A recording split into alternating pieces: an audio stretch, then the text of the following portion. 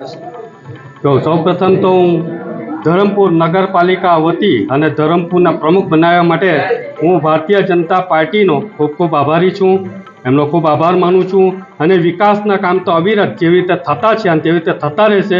ઘણા બધા પ્રોજેક્ટો પણ છે.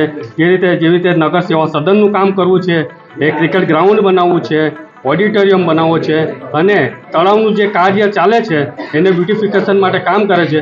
અવિરત વિકાસના કામ અને ગામને કેન્દ્રમાં રાખીને વિકાસના કામ કરવા છે અને સંગઠન સાથે સંકલનમાં રહીને તમામ કાર્ય સારી રીતે કરીશું અને સુયોગ્ય રીતે ગામનો વિકાસ કરીશું એવી હું આશા રાખું છું.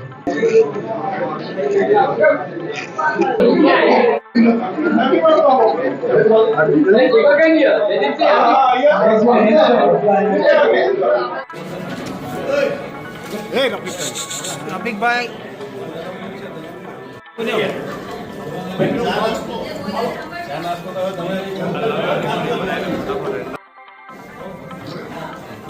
અમિતભાઈ